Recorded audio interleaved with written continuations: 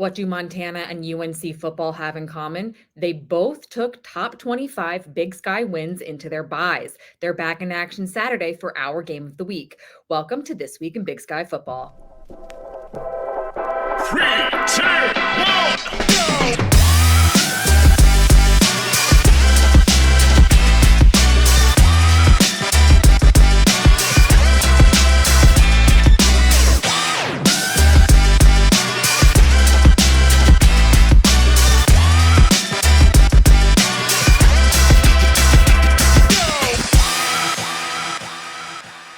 Hello and welcome to This Week in Big Sky Football. I'm your host, Megan Robinson.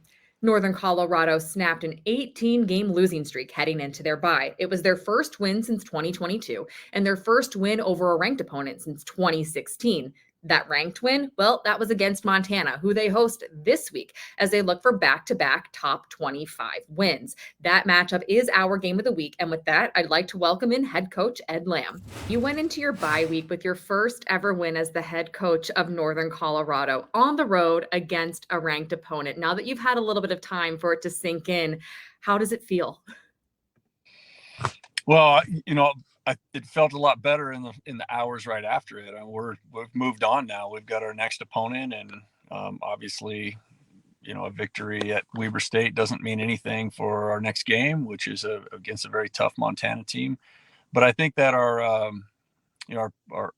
bye week preparation has been good. I think that our players have got a monkey off their back. I know I feel that as well. And now we can start talking about this season instead of, some losses that stretch back 2 seasons. What have been some of the focuses at practice this week?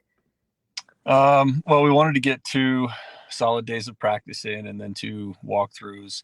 We wanted to get some good lifts in, but also give the guys some days off. And so they've got a total of 4 days off. We're just trying to strike that balance. I think our team right now has some momentum. It's the first time that they've experienced a win together. And so we don't want to completely step away. We've got a lot fundamentally and tactically to work on. So we've tried to take a balanced approach to recovery, rest, but also preparation. How do you find that balance between coming off a win over a ranked opponent and then going into the bye week and making sure your players stay mentally ready for this tough matchup with Montana?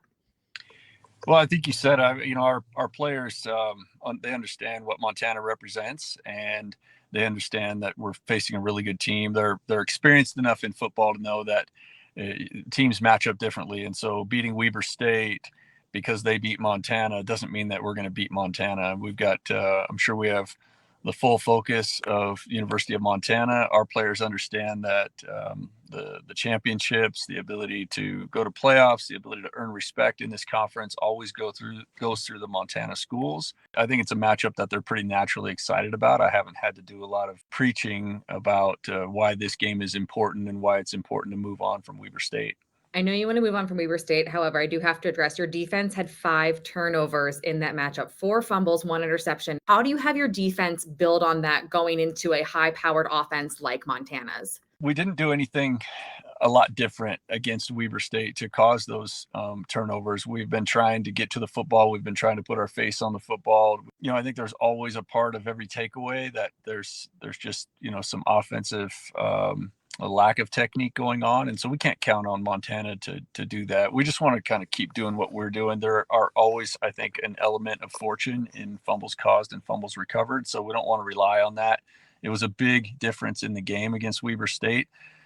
Counting on that against Montana is probably a foolhardy idea. Your defense is going to have a busy day containing that high-powered Montana offense. Eli Gilman on the ground, Junior Bergen through the air, Keelan White. What's the best approach to try to contain that attack and limit big plays either through the air or on the ground?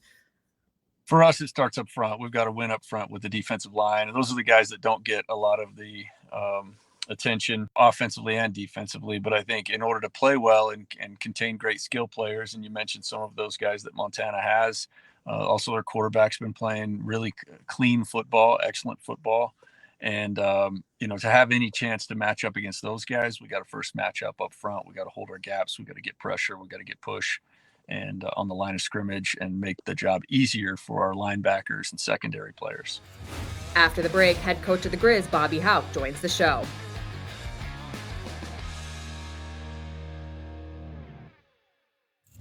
Welcome back to This Week in Big Sky Football. I'm Megan Robinson, joined now by the head coach of the Montana Grizzlies, Bobby Hauck. Coach, enjoyed a bye week last week, but heading into that bye, your Grizzlies scored the final 21 points of the game to secure a homecoming win over NAU. What did you learn about your team in that victory? Well, I think each of the last 3 weeks, we've kind of figured out that our guys are pretty good battlers and they'll fight it out to the finish. Would have been nice to score the first 21 in that game and not have to be so tight down to the end. Coach, your defense had one of their better games against the Lumberjacks. How do you build on that going into the final stretch of the regular season? Well, we had played 5 quarters of probably not up to our standard on the defensive side, and the defense played really well against NAU. I was excited about the performance.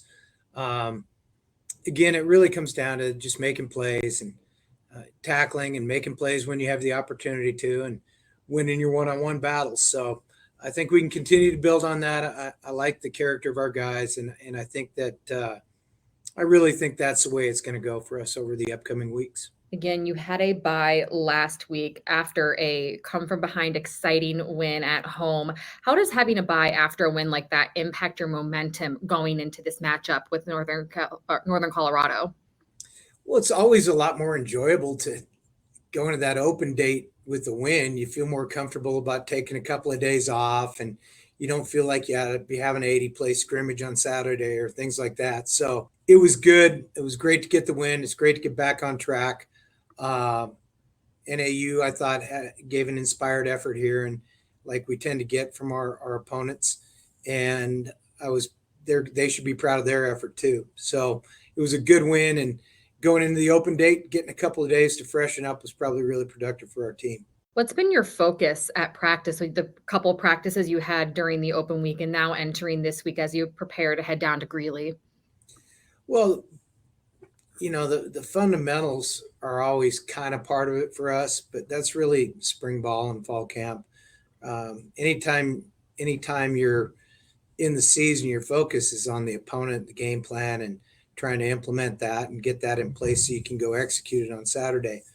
And one of the things that I like about the practices on the open date is you have the ability to go back and work the fundamentals and drill that. Coach, this week you're heading down to Greeley to face Northern Colorado. They have the leading punter in the conference in Hunter Green. He's averaging 48.3 yards per punt. How can a punter who can flip the field like that impact how you plan for this game? Well, he does a great job. Their scheme is tough to defend. So, we are really well aware that they just beat Weber, who was coming off a win over us here in Missoula. So this should be a great football game. And back to Hunter, he does a great job. We're hoping that when he does hit it as far as he does, maybe we can get some returns. What's your message to Junior Bergen, who's typically your return guy when he's facing a punter who can create massive swings in where the ball is placed on the field? Well, I think Junior will view that as an opportunity. The farther that ball goes down the field, the more space there is between the line of scrimmage and the returner. So that gives our guys a little more space to operate in, and we're hoping that gives us an opportunity to make a play. Still to come, hear from Big Sky Offensive Player of the Week, Lan Larison.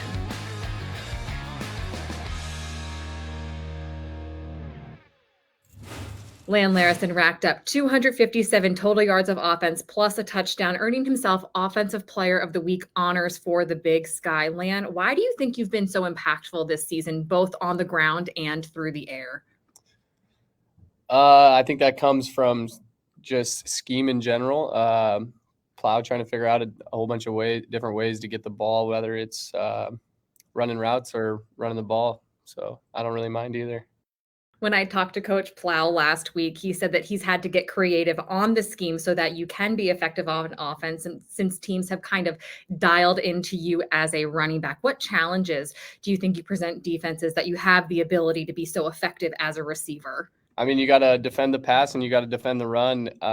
You can't just stack the box. So you got to play a solid base defense, and you can guess, and that'll lead to explosives if you don't guess right. What area of your game do you think is the strongest?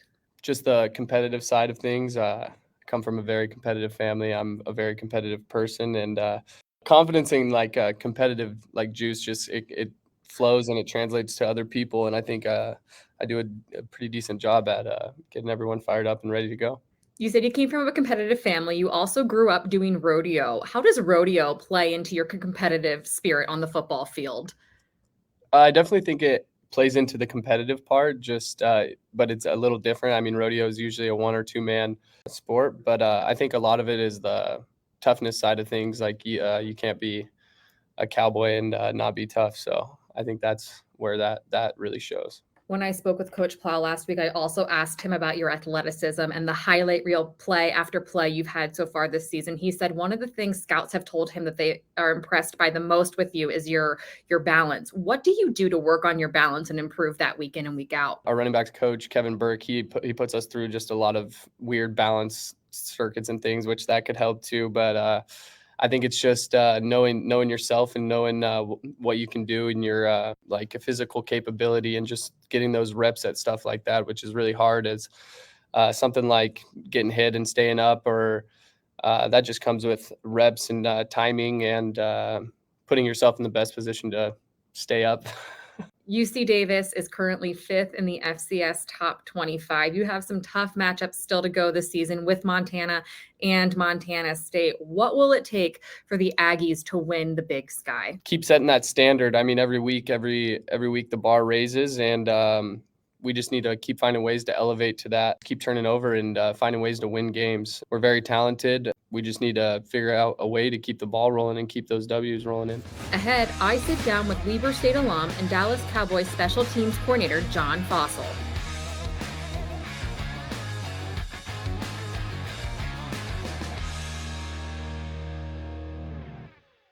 Welcome back to This Week in Big Sky Football. I'm Megan Robinson, joined now by a Weber State alum and current NFL coach, John Fossil. John, let's kind of go back to the beginning a little bit. You grew up the son of a Super Bowl winning coach. How important was football in your family? I mean, it was very important just because you grow up around football your whole life. So it was kind of, born and bred in the locker room and been around it my whole life. And so it just kind of was in the blood. When I was playing in college at Weber State, then right after I got done playing, got right into coaching, and didn't really have that as my plan, but it kind of just worked out that way just because kind of that's how life was. How did your time as a player at Weber sort of set you up for success as a coach? I think, just being around some great coaches. Coach Arslanian was a fantastic coach for myself and our team. And then Coach Grable took over my senior year, so I was fortunate to be around some really good coaches. They made football fun. So I enjoyed the practices, the meetings, the games, the camaraderie. One of the other coaches on that Cowboys staff is also a Big Sky alum, played for NAU. How would you describe the rivalry between you two while working for the Cowboys? Good question. Well, right now I know Weber State is up 1 in the all-time series over NAU with our victory last year. We talk about it every week. How'd your Lumberjacks do? How'd your Wildcats do? And right now we're kind of riding the wave with all the victories and the losses like football does, but it's great to have a Big Sky buddy here in the office. 2 Big Sky coaches in the Cowboys coaching staff, on the Cowboys coaching staff. You both played at FCS level. What's the message to guys who might be in the FCS now who want to make it to the NFL, as you are a coach and knows what it takes? Yeah. No different than if you're at Alabama or, the big schools is, you got to roll and you master that role. And no matter where you're at, if you're good, we're going to find you. I mean, the scouting is so in depth with the places we go to and the roles we're looking for. We were just talking about Rashid Shaheed, with the Wildcats, and Khalil Dorsey, who was with NAU, that's now with the Lions. So Teron Johnson, we know about in Buffalo. So good players are everywhere. And if you're good and you're healthy and you're tough and your coaches have good things to say about you, you're going to make it, So being at a smaller level or a smaller town or a smaller college doesn't mean anything. It's about, mastering your role and being very productive in what you're asked to do. This season, the Big Sky has had anywhere from 4 to 7 teams in the top 25 any given week. How does the strength of the Big Sky Conference set their players up for success? Yeah, I think that you can always look at a player and you see, okay, what kind of competition does he play against? And, in our humble opinions, the Big Sky is the best, level of 1AA or FCS football there is, just as far as top to bottom. So we know who these players are playing against, and the caliber of competition is a big factor. So, all you guys out there playing at the Weavers and NAUs and Montanas and the States and all that kind of thing, play your game, and you're going up against as good as it is. So I just continue to encourage those guys to not worry about trying to force recognition. Just play the game and we'll find you. Coming up on This Week in Big Sky Football, voice of the Grizz, Riley Corcoran, joins the show with his game picks.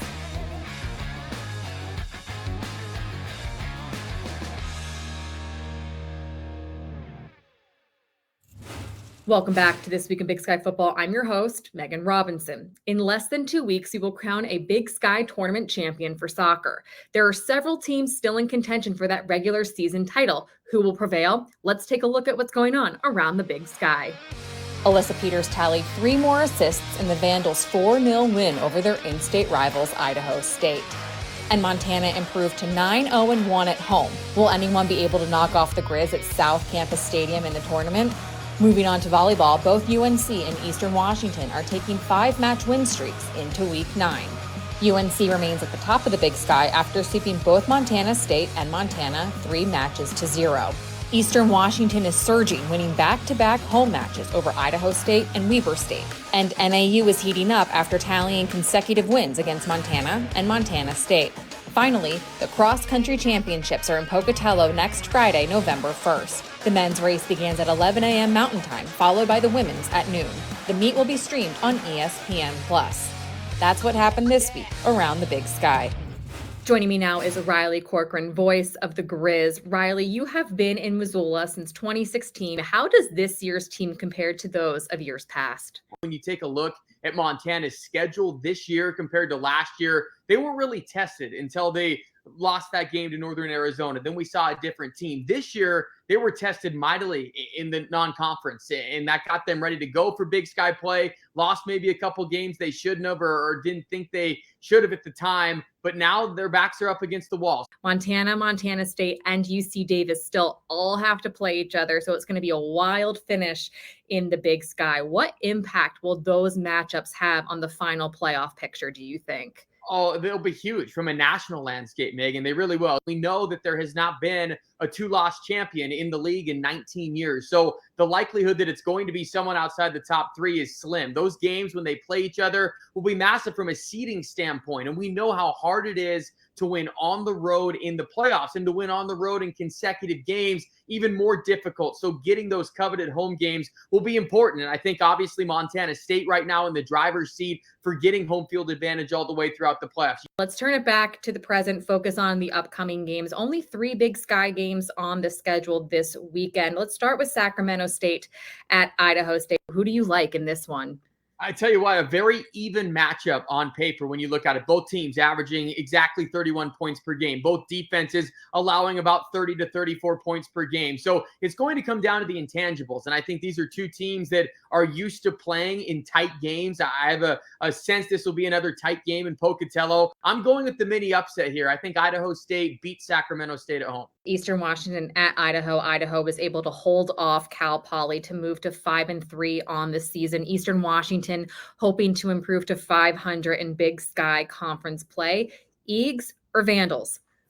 I'm going with the Vandals at home. This is a classic offense versus defense matchup, right? The offense of Eastern Washington in the top 3 in the league against the top 3 of Idaho. Who can control the line of scrimmage? And that's really where I like Idaho in this game. They can establish the run, get out to the lead. Eastern Washington, now they're a team you can't sleep on. They don't go away. They've shown that against Montana, against UC Davis in tight losses. Can't count them out. Mini rivalry matchup here, but I'm going to take the Vandals at home. Finally, our game of the week, Montana heads down to Greeley to face the UNC Bears. Riley, Grizz or Bears? This is a great matchup when you look at Northern Colorado coming off a win. And it's not lost on the Grizzlies that last year when these two teams played, it was 7-0 in the final 2 minutes of the second quarter. Ed Lamb has great respect up here in Missoula for what he's done in his career. I just think their offense is too explosive right now. 41 points per game. I'll take the Grizz in that explosive offense to get the road win. Riley, thank you so much for taking the time to pick some games and talk Big Sky football with me.